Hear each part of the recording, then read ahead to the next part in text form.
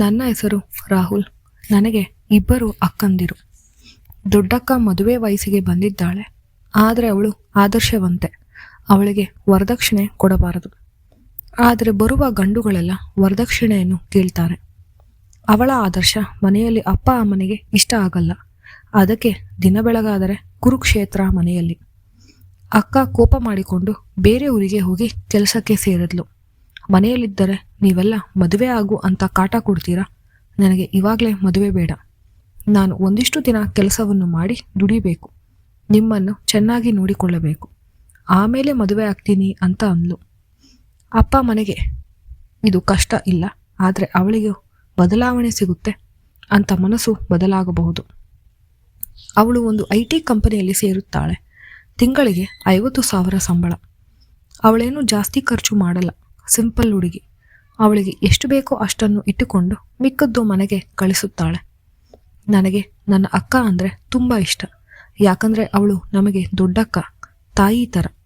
ಆದರೆ ನಾನು ಎರಡನೇ ಅಕ್ಕ ಆ ಥರ ಅಲ್ಲ. ಅವಳು ತುಂಬ ಆಟ ಆಡ್ತಾಳೆ. ಅವಳು ಈಗಷ್ಟೇ ಓದು ಮುಗಿಸಿ ಕೆಲಸಕ್ಕೆ ಸೇರಿದ್ದಾಳೆ. ಅವಳು ಹುಡುಗರ ಜೊತೆ ಚೆನ್ನಾಗಿ ಮಾತಾಡ್ತಾಳೆ, ಹೊಂದಿಕೊಳ್ಳುತ್ತಾಳೆ. ಮನೆಯಲ್ಲಿ ಅವಳಿದ್ರೆ ನಾನು ಅವಳು ಯಾವಾಗಲೂ ಜಗಳ ಆಡ್ತಾನೆ ಇರ್ತಾಳೆ. ನಮ್ಮ ಜಗಳನ ಬಿಡಿಸೋಕೆ ನಮ್ಮ ದೊಡ್ಡಕ್ಕನೇ ಬರಬೇಕು. ಅಮ್ಮ ಬಂದರೂ ಆಗಲ್ಲ. ಅವಳು ಯಾವಾಗಲೂ ರೇಗಿಸ್ತಾಳೆ. ನೀನು ಹುಡುಗಿ ಥರ ಎಲ್ಲದಕ್ಕೂ ನಿನಗೆ ಅಮ್ಮ ಅಥವಾ ಅಕ್ಕ ಬೇಕು. ನಿನ್ನ ಕೈಯಲ್ಲಿ ಏನೂ ಮಾಡೋಕ್ಕಾಗಲ್ಲ ಅಂತ ಹೇಳ್ತಾಳೆ. ಅದಕ್ಕೆ ನನಗೆ ತಡೆಯಲಾರದ ಸಿಟ್ಟು ಬರುತ್ತೆ. ನನ್ನ ಕೈಲಿ ದುಡ್ಡು ದುಡಿಯೋಕೆ ಆಗಲ್ಲ ಅನ್ನೋ ಅಭಿಪ್ರಾಯ ಅವಳಿಗೆ. ನಾನು ಅದನ್ನು ಸುಳ್ಳು ಮಾಡಬೇಕು. ಅದಕ್ಕೆ ನಾನು ಒಂದು ಕಂಪನಿಗೆ ಜಾಯಿನ್ ಆಗಿದ್ದೇನೆ. ನಾನೇ ಸ್ವಂತವಾಗಿ ಏನಾದರೂ ಮಾಡಬೇಕು. ಅದಕ್ಕೆ ನನ್ನ ಸ್ನೇಹಿತ ನನಗೆ ಸಜೆಷನ್ ಕೊಟ್ಟ. ನನ್ನದೇ ಒಂದು ಸ್ವಂತ ಕಂಪನಿಯು ಶುರು ಮಾಡುತ್ತಿದ್ದೇನೆ, ನಾನು ನನ್ನ ಗೆಳೆಯರು. ಆದರೆ ಅವಳ ದಿನ ಸೀರಿಯಸ್ ಆಗಿ ತಗೋತಾಳೆ. ಇಲ್ಲ, ನಿಂದು ಬೇಗ ಮುಳುಗುತ್ತೆ ನೋಡು ಅಂತ ಶಾಪ ಹಾಕ್ತಾಳೆ. ಒಂದು ದಿನ ನಾವು ಹೀಗೆ ಜಗಳ ಆಡ್ತಿರುವಾಗ ನಮ್ಮ ದೊಡ್ಡಕ್ಕ ಸಡನ್ನಾಗಿ ಮನೆಗೆ ಬಂದು ಅಳ್ತಾ ಇದ್ದಾಳೆ.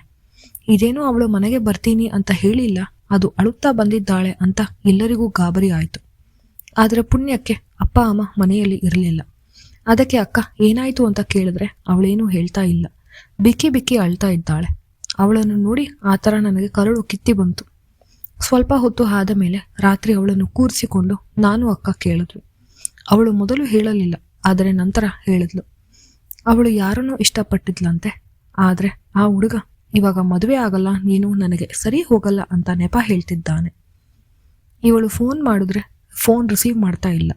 ಮೆಸೇಜ್ ಮಾಡಿದ್ರೆ ಅದಕ್ಕೂ ಏನೂ ಉತ್ತರವಿಲ್ಲ. ನಾನು ಪ್ರೀತಿಸ್ತಾ ಇದ್ದೀನಿ. ಅವನು ಈ ಥರ ನನ್ನಿಂದ ದೂರ ಹೋಗುವುದಕ್ಕೆ ನಾನು ಬಿಡುವುದಿಲ್ಲ. ಆಯಿತು ಅಕ್ಕ, ಸಮಾಧಾನ ಮಾಡ್ಕೊ. ಆದರೆ ಅವನು ಯಾಕೆ ನಿನ್ನಿಂದ ದೂರ ಹೋಗ್ತಾ ಇದ್ದಾನೆ ಅಂತ ಮೊದಲು ಹೇಳು. ಇಲ್ಲ, ನಾನು ಅದನ್ನು ನಿಮ್ಮ ಹತ್ರ ಹೇಳೋಕ್ಕೆ ಆಗುವುದಿಲ್ಲ. ಅದು ನಮ್ಮಿಬ್ಬರ ಪರ್ಸ್ನಲ್ ವಿಷಯ. ಸರಿ ಆಯಿತು ಅಕ್ಕ, ಇವಾಗ ಸ್ವಲ್ಪ ಸಮಾಧಾನದಿಂದ ಇರು, ಎಲ್ಲ ಸರಿ ಹೋಗುತ್ತೆ. ಮೊದಲು ನೀನು ಊಟ ಮಾಡಿ ಮಲ್ಕೋ ಅಂತ ಅಕ್ಕನಿಗೆ ಊಟವನ್ನು ತಿನ್ನಿಸಿ ನಾವು ಮಲಗಿಸಿದ್ವಿ. ಅಪ್ಪ ಅಮ್ಮಂಗೆ ಇವಳು ಬಂದಿದ್ದು ನೋಡಿ ಗಾಬರಿ ಆದರು. ಆದರೆ ನಂತರ ನಿಮ್ಮನ್ನು ನೋಡಬೇಕು ಅನ್ನಿಸ್ತು, ಅದಕ್ಕೆ ಬಂದೆ ಅಂತ ಸುಳ್ಳು ಹೇಳಿದ್ಲು. ಅವಳು ಮನೆಯಿಂದ ಆಚೆ ಬರ್ತಾನೇ ಇಲ್ಲ. ಮನೆಯಲ್ಲಿ ಸಪ್ಪಗೆ ಕೂತಿದ್ದಾಳೆ. ಏನಾದರೂ ಕೇಳಿದ್ರೆ ಉತ್ತರ ಕೊಡುತ್ತಿಲ್ಲ. ಊಟವನ್ನು ಸರಿಯಾಗಿ ಮಾಡ್ತಾ ಇಲ್ಲ. ಅಮ್ಮ ನನ್ನ ಹತ್ರ ಬಂದು ಕೇಳಿದ್ರು, ಏನು ತೊಂದರೆ ಅಂತ ವಿಚಾರಿಸಿದ್ದೀಯಾ? ಯಾಕೆ ಅವಳು ಈ ಥರ ಇದ್ದಾಳೆ? ಅಮ್ಮ ಏನೋ ಕೆಲಸದ ಟೆನ್ಷನ್ನಲ್ಲಿ ಇದ್ದಾಳೆ ಅಷ್ಟೇ, ಸರಿ ಹೋಗ್ತಾಳೆ, ನಾನು ಮಾತಾಡ್ತೀನಿ. ನಾನು ನನ್ನ ಅಕ್ಕನ ಹತ್ರ ಮಾತಾಡಿದೆ. ಅವಳು ಸರಿ ಹೋಗ್ತಾಳೆ ಬಿಡು ಅಂತ ನೆಗ್ಲೆಕ್ಟ್ ಮಾಡಿದ್ಲು. ಆದರೆ ನನ್ನ ದೊಡ್ಡಕ್ಕನನ್ನು ಈ ಥರ ನೋಡುವುದಕ್ಕೆ ನನಗೆ ಕಷ್ಟ. ನಾನು ಒಂದು ರಾತ್ರಿ ಅವಳನ್ನು ಕೂತ್ಕೊಂಡು ಕೇಳಿದೆ, ಯಾಕೆ ಅಕ್ಕ ನೀನು ಏನೂ ಹೇಳ್ತಾ ಇಲ್ಲ? ಮೊದಲು ಹೇಳು ನಿನ್ನ ಸಮಸ್ಯೆ, ಆವಾಗ ನಾವು ಪರಿಹಾರ ಕೊಡಬಹುದು. ನಾನೇ ಪರಿಹಾರ ಮಾಡ್ಕೋಬೇಕು. ನೋಡು, ನೀನು ನನ್ನ ಚಿಕ್ಕವನು, ನಿನಗೆ ಅದನ್ನು ಹೇಳಿದರೆ ಅರ್ಥ ಆಗಲ್ಲ. ಅಕ್ಕ, ನಾನೇನು ಚಿಕ್ಕವನಲ್ಲ, ನಾನು ಕೆಲಸಕ್ಕೆ ಹೋಗ್ತಾ ಇದ್ದೀನಿ. ನನಗೂ ಅದಕ್ಕೂ ಮುಂಚೆ ಒಬ್ಬಳು ಗರ್ಲ್ ಫ್ರೆಂಡ್ ಇದ್ದಳು. ನನಗೆ ಎಲ್ಲ ಗೊತ್ತದೆ. ನಿಜ ಹೇಳು ಏನು ಅಂತ, ನಾನು ನಿನಗೆ ಸಹಾಯ ಮಾಡಬಹುದು. ನಾವು 6 ತಿಂಗಳಿಂದ ಪ್ರೀತಿಸ್ತಾ ಇದ್ದೇವೆ. ಮೊದಲು ಚೆನ್ನಾಗಿ ನೋಡಿಕೊಂಡ, ಆದರೆ ನಂತರ ನಾನು ನೀನು ಮದುವೆ ಆಗ್ತೀನಿ ಅಂತ ಅಂದ. ನಮ್ಮಿಬ್ಬರ ಅಂತರ ಕಡಿಮೆ ಆಯಿತು. ಅಂತರ ಕಡಿಮೆ ಆಗ್ತಿದ್ದಂಗೆ ಅವನು ನನ್ನನ್ನು ಸಂಪೂರ್ಣವಾಗಿ ಖುಷಿಪಡಿಸಲು ಸಾಧ್ಯವಿಲ್ಲ. ನಾನು ಈ ಥರ ಜೀವನ ಪರ್ಯಂತ ಕೊರಗಿಕೊಂಡು ಇರುವುದಕ್ಕೆ ಆಗುವುದಿಲ್ಲ. ಅದಕ್ಕೆ ನಮ್ಮಿಬ್ಬರ ಸಂಬಂಧ ಇಲ್ಲಿಗೆ ಮುಗಿಸೋಣ ಅಂತ ಹೇಳ್ತಾನೆ. ಅಕ್ಕ ನೀನು ಮಾಡಿದ್ದು ತಪ್ಪು, ಅವನನ್ನು ನಂಬಿ ನೀನು ಎಲ್ಲವನ್ನು ಅರ್ಪಿಸಿದ್ದು ತಪ್ಪು. ಹೌದು, ನಿಜ ಹೇಳ್ತಾ ಇದ್ದೀಯ. ಆದರೆ ಇವಾಗ ನಾನು ನನ್ನ ಗಂಡ ಅಂತ ಅನ್ಕೊಂಡಿದ್ದೀನಿ. ಆಯ್ತು ಅಕ್ಕ, ನಿನ್ನ ಸಮಸ್ಯೆಗೆ ಒಂದು ಪರಿಹಾರವನ್ನು ಹುಡುಕೋಣ. ಅವನನ್ನು ನೀನು ಮದುವೆ ಆಗುವಂತೆ ನಾನು ನೋಡ್ಕೋತೀನಿ. ನೀನು ನನ್ನ ತಮ್ಮನ ಥರ ನೋಡಬೇಡ, ನಿನ್ನ ಸ್ನೇಹಿತ ಅಂತ ಅನ್ಕೋ. ನಿನ್ನ ನಿಜವಾದ ತೊಂದರೆ ಏನು ಅಂತ ಹೇಳು ಅಕ್ಕ. ಅಕ್ಕ ಮುಜುಗರದಿಂದ ತಲೆ ತಗ್ಗಿಸಿ ನನ್ನನ್ನು ಕಣ್ಣೆತ್ತು ನೋಡ್ತಾ ಇಲ್ಲ. ಅವಳು ಭಯದಿಂದ ನಾನು ಅವಳ ಕೈಯನ್ನು ಹಿಡಿದು, ಅಕ್ಕ ಹೆದರಬೇಡ, ನಾನು ಯಾರಿಗೂ ಹೇಳಲ್ಲ, ಧೈರ್ಯವಾಗಿರು, ಯಾವುದೇ ಸಂಕೋಚವನ್ನು ಪಡದೆ ನಿಜವನ್ನು ಹೇಳುವಾಗ ನಾನು ನಿನಗೆ ಸಹಾಯ ಮಾಡಬಹುದು. ಅಕ್ಕ ಎದುರುತ್ತಾ ನಿಧಾನವಾಗಿ, ನನಗೆ ಅವನನ್ನು ತಡೆಯುವುದಕ್ಕೆ ಆಗುವುದಿಲ್ಲ, ತುಂಬ ದಪ್ಪ ಇದೆ, ನೋವಾಗುತ್ತೆ. ಅಯ್ಯೋ ಅಕ್ಕ, ಇಷ್ಟೇನಾ ನೀನು ತೊಂದರೆ? ಅದನ್ನು ಸರಿ ಮಾಡೋಕೆ ಬಹಳಷ್ಟು ಮಾರ್ಗಗಳಿವೆ, ನೀವು ಅದನ್ನು ಬಳಸಬಹುದಲ್ಲವೇ? ನೀನು ಹೇಳಿದ್ದು ನಿಜ, ನಾವು ಅದನ್ನು ಬಳಸಿದ್ದೇವೆ. ಅವನು ಯಾವುದೋ ಎಣ್ಣೆಯನ್ನು ತೆಗೆದುಕೊಂಡು ಬಂದ, ಅದನ್ನು ಬಳಸಿಕೊಂಡು ಮಾಡಿದ್ವಿ, ಆದರೆ ಏನೂ ಸರಿ ಹೋಗಲಿಲ್ಲ. ಅಕ್ಕ ನೀನು ಏನೂ ತಪ್ಪು ತಿಳ್ಕೋಬೇಡ, ಬಹುಶಃ ನಿಂದು ಸಣ್ಣದು ಇದೆ, ಅದನ್ನು ದೊಡ್ಡದು ಮಾಡಬೇಕು ಅಷ್ಟೆ. ಹೌದು ಇರಬಹುದು, ಆದರೆ ಅದನ್ನು ಹೇಗೆ ಮಾಡುವುದು ಅಂತ ಗೊತ್ತಿಲ್ಲ ನನಗೆ. ಅಕ್ಕ ನೋಡು, ಅದನ್ನು ಪದೇ ಪದೇ ಉಜ್ಜಿ ಮಾಡಿದರೆ ಸರಿ ಹೋಗುತ್ತೆ ಅಷ್ಟೆ. ಆದರೆ ಅವನು ಅದಕ್ಕೆ ಒಪ್ಪುತ್ತಿಲ್ಲವಲ್ಲ, 2 ಬಾರಿ ಮಾಡಿದ್ದಕ್ಕೆ ಅವನು ಆಗುವುದಿಲ್ಲ ಅಂತ ಹೇಳ್ತಾನೆ. ಅಕ್ಕ, ಇಂದು ನಾನು ನಿನ್ನ ಕೋಣೆಗೆ ಬಂದು ಏನು ಮಾಡಬೇಕು ಅಂತ ಹೇಳ್ತೀನಿ, ನೀನು ಅದೇ ಥರ ಮಾಡು. ನಿನಗೆ ಹೇಗೆ ಅದರ ಬಗ್ಗೆ ಅನುಭವ ಇದೆ? ಅಕ್ಕ, ನಿನಗಿನ್ನು ನನ್ನ ಬಗ್ಗೆ ಗೊತ್ತಿಲ್ಲ. ನೀನು ಅಂದುಕೊಂಡಷ್ಟು ಮುಗ್ಧ ಅಲ್ಲ ನಾನು. ರಾತ್ರಿ ಅಪ್ಪ ಅಮ್ಮ ಮಲಗಿದ ಮೇಲೆ ನಾನು ಅಕ್ಕನ ಕೋಣೆಗೆ ಹೋದೆ.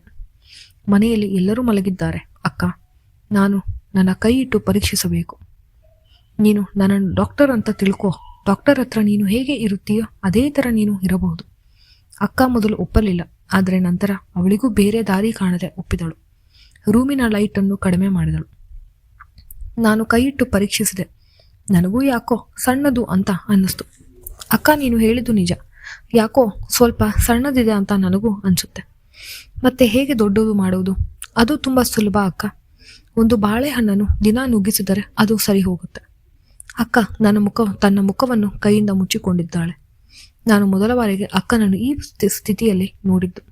ಅವಳು ನನ್ನ ಅಕ್ಕ ಅನ್ನೋದನ್ನೇ ನಾನು ಮರೆತೆ. ಬಾಳೆಹಣ್ಣನ್ನು ನಿಧಾನವಾಗಿ ನುಗ್ಗಿಸಿದೆ.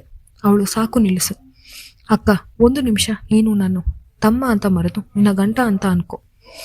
ಅವಳು ಹೇಳಿದ್ಲು ನಿಜ. ಅವಳಿಗೆ ನೋವಾಗುತ್ತೆ, ಹಿಂಸೆ ಆಗ್ತಿದೆ ಅದರಿಂದ. ಆದರೆ ಸ್ವಲ್ಪ ಹೊತ್ತಾದ ಮೇಲೆ ಅವಳು ಸಹಜವಾದಳು. ಮೊದಲಿದ್ದಷ್ಟು ನನಗೆ ನೋವಾಗುತ್ತಿಲ್ಲ. ನೀನು ಹೇಳಿದ್ದು ನಿಜ, ಬಹುಶಃ ದಿನ ಇದರ ಪ್ರಯೋಗ ಮಾಡಿದರೆ ದೊಡ್ಡದಾಗಬಹುದು. ಅಕ್ಕ 1 ವಾರ ಮನೆಯಲ್ಲಿದ್ದಳು. ಪ್ರತಿ ರಾತ್ರಿ ನಾವು ದೊಡ್ಡದು ಮಾಡುವ ಪ್ರಯತ್ನದಲ್ಲಿ ತೊಡಗಿದವು. ಮೊದಲು ಅವಳು ಬೇಡ ಅನ್ನುತ್ತಿದ್ದಳು, ಆದರೆ ಇವಾಗ ಅವಳಿಗೆ ಅದು ಇಷ್ಟವಾಗುತ್ತದೆ. ಅವಳು ವಾಪಸ್ ಊರಿಗೆ ಹೋದಳು. ಅಲ್ಲಿಂದ ಫೋನ್ ಮಾಡಿದಳು. ನಿನ್ನಿಂದ ಸಹಾಯವಾಯಿತು, ಆ ಹುಡುಗ ಖುಷಿಯಾಗಿದ್ದಾನೆ, ನಾವು ಮುಂದಿನ ವಾರ ಮನೆಗೆ ಬರ್ತಾ ಇದ್ದೀವಿ. ಅಪ್ಪ ಅಮ್ಮನಿಗೆ ವಿಷಯ ತಿಳಿಸಿ ಮದುವೆ ಆಗುತ್ತೇವೆ. ಎಂಥ ಶುಭ ಸುದ್ದಿ ಹೇಳಿದೆ ಅಕ್ಕ, ತುಂಬ ಖುಷಿಯಾಯಿತು ನನಗೆ. ಸಹಕಾರ, ನನ್ನ ಮದುವೆ ಆಗ್ತಾ ಇರಲಿಲ್ಲ, ಆದರೂ ನನಗೆ ಬಾಳೆಹಣ್ಣಿನ ನೆನಪಾಗುತ್ತೆ. ಅದಕ್ಕೇನಂತೆ, ನಿನಗೆ ಯಾವಾಗಲೂ ಇದು ಸಿಕ್ಕೇ ಸಿಗುತ್ತೆ, ಇದು ನಿಂದೆ ಬಾಳೆಹಣ್ಣು ಅಂದ್ಕೊ. ಅಕ್ಕ ಅವಳು ಹೇಳಿದಂತೆ ಮುಂದಿನ ವಾರ ಮನೆಗೆ ಬಂದಳು. ಅಪ್ಪ ಅಮ್ಮನಿಗೆ ವಿಷಯ ತಿಳಿಸಿದಳು. ಆ ಹುಡುಗ ಅಕ್ಕನನ್ನು ಮದುವೆಯಾಗಲು ಒಪ್ಪಿದ. ಅವರ ಮನೆ ಕಡೆಯವರು ಶ್ರೀಮಂತರು. ಅಕ್ಕನಿಗೆ ಒಳ್ಳೆಯ ಬಾಳು ಸಿಕ್ಕಿತು. ಅಕ್ಕನಿಗೆ ಈಗ ಮದುವೆಯಾಗಿ 1 ವರ್ಷ ಆಗಿದೆ. ಈ 1 ವರ್ಷದಲ್ಲಿ ಅಕ್ಕ 1 ಬಾರಿಯೂ ನನ್ನ ಹತ್ತಿರ ಅಳುತ್ತಾ ಬರಲಿಲ್ಲ. ನನಗೆ ಅಕ್ಕ ಖುಷಿಯಾಗಿದ್ದಾಳೆ ಅನ್ನೋದೇ ಮುಖ್ಯ. ಆದರೆ ಈ 1 ವರ್ಷದಲ್ಲಿ ಅಕ್ಕನ ಜೊತೆ ಕಳೆದ ನೆನಪುಗಳು ನನ್ನನ್ನು ಕಾಡುತ್ತೆ. ಅವಳ ಜೊತೆ ಕಳೆದ ಸುಮಧುರ ಸಮಯಗಳು, ವಿಷಯಗಳು, ಸಂಗತಿಗಳು ಎಂದಿಗೂ ಮರೆಯಲು ಸಾಧ್ಯವಿಲ್ಲ. ಆದರೆ ನಾನು ಅವಳಿಗಾಗಿ ಯಾವಾಗಲೂ ಸಿದ್ಧಲಿದ್ದೇನೆ. ನಾನು ಅಕ್ಕನಿಗೋಸ್ಕರನೇ ಇದನ್ನು ಮಾಡಿದ್ದು. ನನ್ನ ಅಕ್ಕ ಅವಳು ಯಾವತ್ತಿಗೂ ನನ್ನ ಅಕ್ಕನೇ. ಇದು ಕೇವಲ ಕಾಲ್ಪನಿಕ ಕಥೆಗಳು, ಯಾರೂ ಇದನ್ನು ಅನುಸರಿಸಬಾರದು. ಈ ಕಥೆ ನಿಮಗೆ ಇಷ್ಟವಾದರೆ ದಯವಿಟ್ಟು ಲೈಕ್ ಮಾಡಿ ಮತ್ತು ತಪ್ಪದೆ ಸಬ್ಸ್ಕ್ರೈಬ್ ಮಾಡಿ. ಧನ್ಯವಾದಗಳು.